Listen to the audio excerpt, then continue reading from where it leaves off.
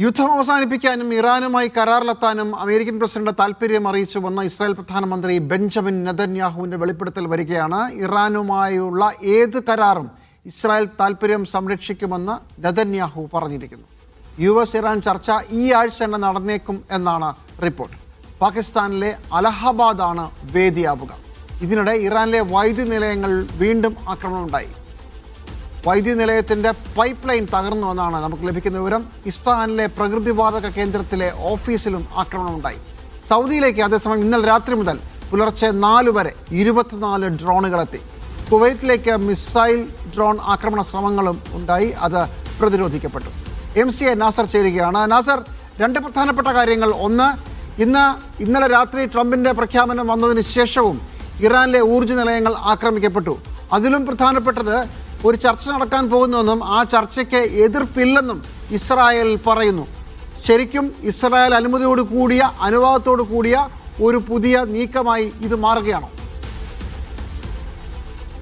ചിമ്മി, തീർച്ചയായിട്ടും. കാരണം ഒരു ചർച്ച മുന്നോട്ട് പോകുന്നു എന്ന കാര്യത്തിൽ ഏറെക്കുറെ അമേരിക്കയും ഇസ്രായേലും സ്ഥിരീകരിക്കുന്നുണ്ട്. പക്ഷേ ഇത് കേവലം വ്യാജ വാർത്തയാണെന്ന നിലപാടിൽ തന്നെ ഉറച്ചു നിൽക്കുകയാണ് ഇറാൻ. പക്ഷേ അതേസമയം തന്നെ പിന്നാമ്പുറ ചർച്ചകൾ പ്രധാനമായിട്ടും മധ്യസ്ഥ രാജ്യങ്ങളെ കേന്ദ്രീകരിച്ചുകൊണ്ട് മുന്നോട്ട് പോകുന്നുണ്ട്.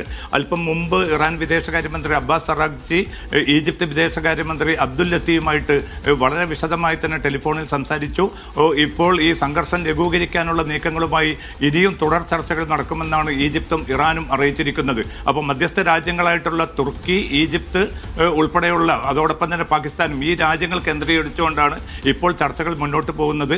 ട്രംപ് അവകാശപ്പെട്ടതുപോലെ നേരിട്ടോ ഉള്ള ഒരു ചർച്ചയും ഇരു രാജ്യങ്ങളും തമ്മിൽ നടന്നിട്ടില്ല എന്ന നിലപാടിൽ തന്നെ ഇറാൻ നേതൃത്വം ഉറച്ചു നിൽക്കുകയാണ്. പക്ഷേ ആശയവിനിമയങ്ങൾ മുന്നോട്ട് പോകുമ്പോൾ ഏത് സ്വഭാവത്തിലുള്ള ഒരു കരാറായിരിക്കും രൂപപ്പെടുക എന്ന കാര്യത്തിൽ ഇനിയും വ്യക്തത വരേണ്ടതുണ്ട്.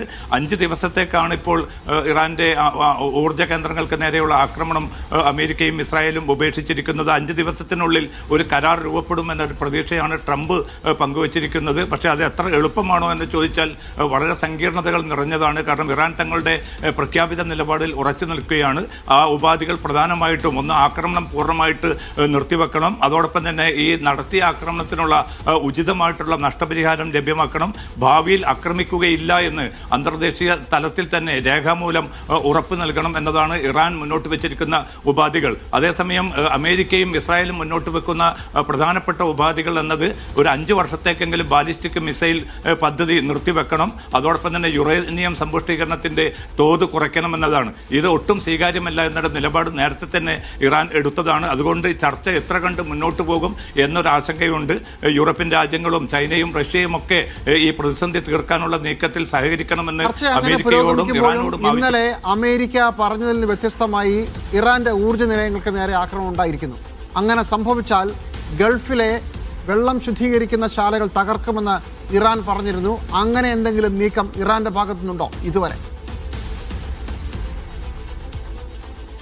ഇസ്ഫഹാൻ ഉൾപ്പെടെയുള്ള 2 പ്രധാനപ്പെട്ട കേന്ദ്രങ്ങളിലെ ഊർജ്ജ വൈദ്യുത നിലയങ്ങൾക്ക് നേരെയാണ് ആക്രമണം നടന്നത്. പക്ഷേ ഈ ആക്രമണം ട്രംപിന്റെ പ്രഖ്യാപനം വന്നതിന് പിന്നാലെയാണോ അതല്ല ഇന്നലെ രാവിലെയാണോ ഈ ആക്രമണം നടന്നത് എന്ന് സംബന്ധിച്ച ഒരു അവ്യക്തത നിലനിൽക്കുന്നുണ്ട്. അതിലൊരു സ്ഥിരീകരണം വന്നെങ്കിൽ മാത്രമേ, കാരണം ട്രംപ് പ്രഖ്യാപനം നടത്തിയിട്ടും ഈ ആക്രമണം നടന്നുവെങ്കിൽ തീർച്ചയായിട്ടും അത്തരമൊരു ചർച്ചകളോ തുടർ നീക്കങ്ങളോ നടത്തുന്നതിൽ നിന്ന് ഇറാൻ പിന്തിരിയേണ്ടതാണ്. പക്ഷേ ഇറാന്റെ ഭാഗത്തുനിന്ന് പോലും ആ ഒരു പ്രതികരണം വന്നിട്ടില്ല. നേരത്തെ ജമീൽ സൂചിപ്പിച്ചതുപോലെ തന്നെ ഗൾഫ് രാജ്യങ്ങൾക്ക് നേരെ ആക്രമണം നടത്തുമെന്ന് വ്യക്തമാക്കിയിരുന്നു. പക്ഷേ 5 ദിവസത്തെ ഒരു സാവകാശമുണ്ട്. അതിനുശേഷം മാത്രമായിരിക്കും മറ്റു കാര്യങ്ങളിലേക്ക് കടക്കുക. ജമീൽ.